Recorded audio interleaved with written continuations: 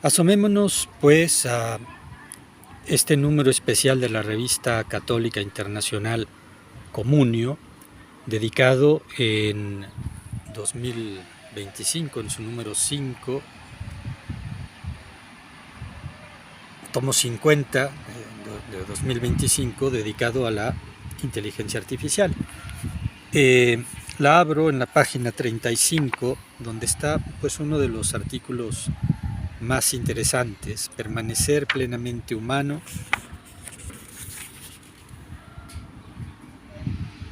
a la hora de la inteligencia artificial, que es una entrevista que le hace Tibor Gorfol, un teólogo húngaro, si no recuerdo mal, a un profesor estadounidense que también se dedica a la teología y a la inteligencia artificial, Noren Herzfeld. Pues comento un par de pasajes, ¿no?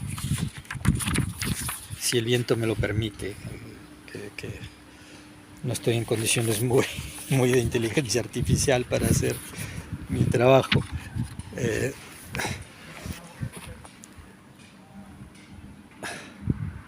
Bueno, mejor vean el paisaje mientras yo leo tranquilamente o traduzco. Dice el entrevistado, Noren Herzfeld: es pues fácil para el ordenador, para la computadora, calcular, por ejemplo, todos los movimientos posibles, o al menos los mejores movimientos en ciertas situaciones. Es muy difícil para las computadoras administrar situaciones abiertas. Pienso, dice, que lo constatamos con los coches sin conductor. Desde hace 10 años se nos dijo que los coches sin conductor estaban a punto de ver el día, y todavía no es el caso. Me detengo precisamente para ir a una conversación que tuvimos hace pues más o menos 10 años, unos 8, 9 años, con Wally, con Walter Redmore y su esposa Marilyn, que viven en Houston, Texas, y que estaban maravillados ya con algún prototipo de esto que ellos habían probado, y que lo daban por real, ¿no? ¿Qué dice este profesor norteamericano, Noren Herzfeld? Dice, el hecho es que estos coches funcionan muy bien en una situación muy restringida, pero que son muy frágiles en las orillas, en los límites, más allá de sus límites. Es el problema de la mayor parte de los programas, dice, de inteligencia artificial. Desde que se les confronta a lo inesperado, se hunden rápidamente. O sea, mucho más rápidamente que los humanos, que parecen ser más adaptables, dice, ¿no? Bueno, me salta otro pasaje de la entrevista. Para confrontarlo, esta idea absurda de la inteligencia artificial se va a otra idea absurda de la modernidad, que es la de identificar la inteligencia con el cerebro. O sea, la base de todo esto es un materialismo que materializa al hombre, y si el hombre no es más que un mecanismo, eso tan extraño que hay en el hombre, su pensamiento, su inteligencia, su voluntad, ¿no? La voluntad es una de las grandes maravillas de la creación, decía Descartes, el joven Descartes, en sus cuadernos de juventud. Decía que había tres grandes maravillas: el universo creado de la nada, la libertad humana y la encarnación de Dios, si no recuerdo mal, estoy citando de memoria. Bueno, hay cierto pensamiento moderno que lo que quiere hacer es naturalizar al hombre, y para mejor naturalizarlo, materializarlo, y que entonces identifica el pensamiento con el cerebro. De hecho, la cultura dominante en la escuela, en los medios, en en la propaganda cinematográfica, televisiva y de Internet, ¿no? O sea, de la red,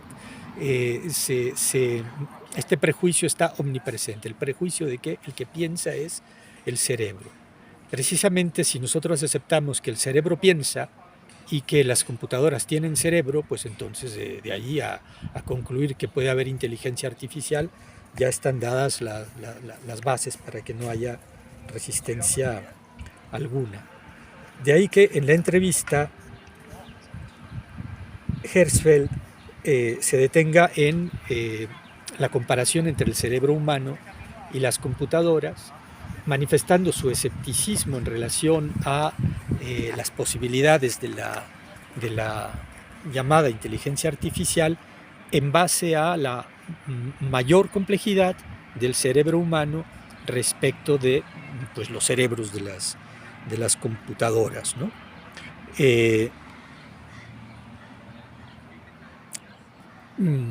Saca el tema, por ejemplo, de que en nuestro cerebro, aparte de cálculo, pues hay emociones, ¿no?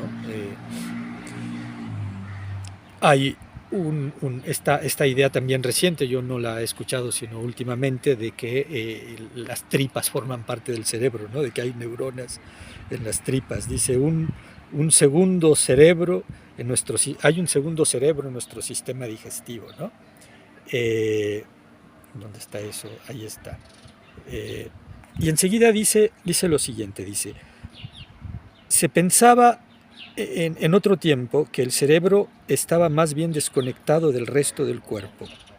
El día de hoy se aprende que no es el caso, que una cantidad increíble de señales circula a lo largo del nervio vago. Cuando se dice que una intuición que le toma a usted las tripas, es probablemente que las neuronas del intestino están realmente implicadas, ¿no? Entonces, bueno, esta idea extraña, muy extraña, de que el cerebro estaba desconectado del cuerpo. Pero vamos a ver, ¿cómo es que el cerebro iba a estar desconectado del cuerpo? Bueno, pues eso lo que nos lleva a pensar es que precisamente el cerebro estaba ocupando el lugar del espíritu y ello en un paradigma platónico, ¿no? Que nos lleva a todas esas películas de hace 100 años, ya casi 70 años, en las que veíamos a cerebros en cubetas, y creo que en la tontería esa de Matrix también se da algo por el estilo, ¿no? Si no recuerdo mal, los cerebros de los hombres alimentando la máquina, ¿no? Y luego viene este otro pasaje también muy interesante o muy curioso, en la misma respuesta de Herzfeld, dice, sigue hablando de la complejidad mayor que el cerebro humano tiene respecto del, entre comillas, cerebro de las computadoras, y dice, además, el cerebro es plástico, evoluciona constantemente. El paradigma evolucionista está muy presente en todo este número de revista, en prácticamente todos, salvo los filósofos y los teólogos, ¿no? Los que participan en ella, ¿no? Entonces el cerebro es plástico, evoluciona constantemente, y es por ello que una de las cuestiones que yo planteo a las personas que dicen que van a transferir su cerebro a la computadora para seguir viviendo es la siguiente. ¿Cuándo van a hacerlo? ¿Lo van a hacer cuando sean adolescentes y que piensan saberlo todo? ¿Lo van a hacer cuando tengan 20 años y estén en la suma de sus capacidades de cálculo? ¿O lo van a hacer esperando a los 50 o 60 para tener la sabiduría de toda una vida de experiencia? O bien lo van a hacer cada 5 años. En ese caso, ¿cuál es el vuestro? Nosotros perderíamos entonces, dice, la unicidad de la persona humana. Me llama la atención que un profesor de universidad estadounidense tenga necesidad de hacer una reflexión como esta frente a sus colegas o frente a sus estudiantes. Una reflexión que precisamente muestra el enorme poder de materialismo o de ese pensamiento antimetafísico, antitradicional, porque asume como posible un absurdo, un absurdo total. O sea, todo descansa en sofismas, y yo me pregunto si no caemos en el sofisma cuando leemos eso y interpretamos en sentido literal que eso ocurrió así, y no nos preguntamos si esa es una conversación, una falsa conversación, ¿no? Como cuando hablas de política con gente, no sé, de alguna administración, de alguna...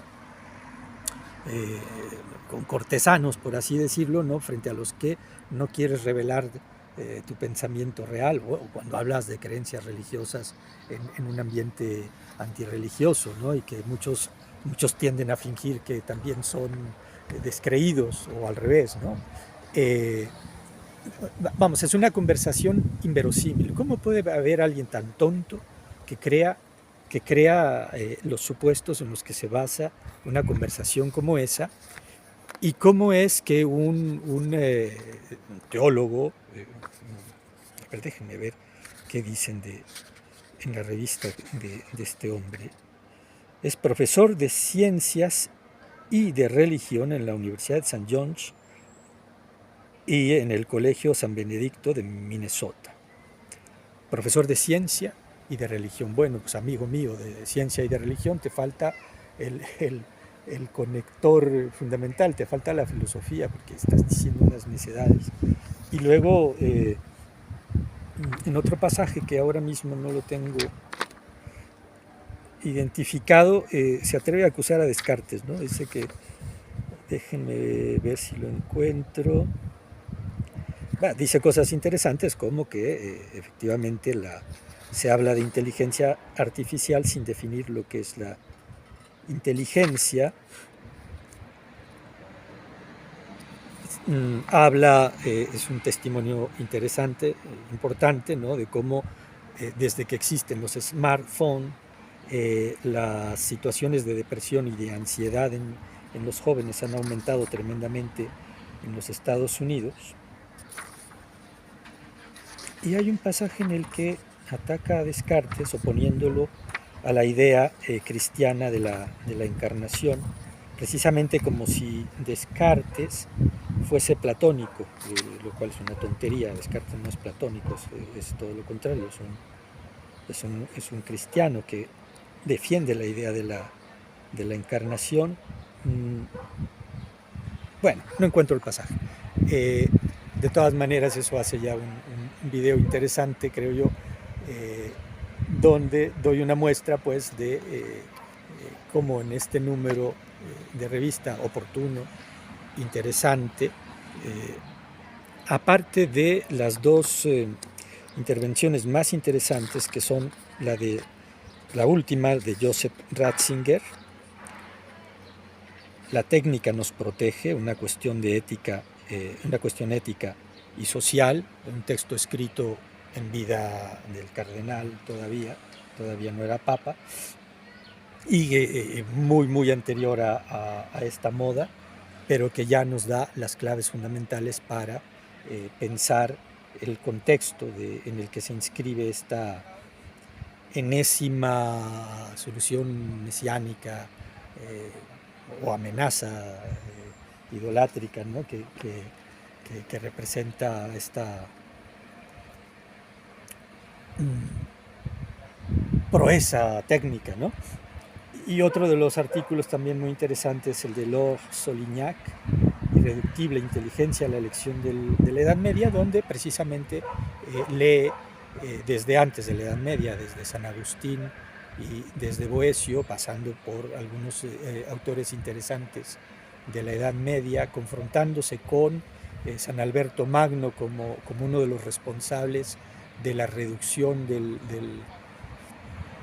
pensamiento rico, complejo, del nous, de la inteligencia a la mera ratio, ¿verdad? De la reducción del pensamiento complejo a la mera lógica aristotélica, y la reducción de la mera lógica aristotélica a la silogística, y la reducción de la silogística a las formas y figuras del silogismo: Bárbara, Celaren, Darí, Ferio, etc., ¿no? Barapti, ya se me olvidaron, que precisamente hacían de la lógica una especie de tablas de multiplicar. De esto se queja precisamente Descartes, y por eso prefiere las matemáticas a la lógica, y unas matemáticas en las que lo decisivo es el entendimiento, es decir, la inteligencia, respecto de lo cual Leibniz regresa a un pensamiento ciego, es decir, a un pensamiento estrictamente formal, es decir, a un pensamiento reducido a la lógica,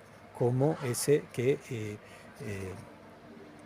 nos dice Lord Solignac, que introdujo San Alberto Magno, el maestro de Santo Tomás y mentor de Santo Tomás de Aquino. Ese artículo es muy interesante. Hay otro también interesante del grupo de trabajo Inteligencia Artificial del Centro Teilhard de Chardin, que como su nombre ya nos lo dice, son también ellos muy evolucionistas y algo cientificistas, pero a quienes, como al teólogo Herzfeld, al que acabamos de referir, la doctrina cristiana los rescata de esos reduccionismos que su cultura científica les impone. Bueno, por ahora está bien. Ya haremos más videos.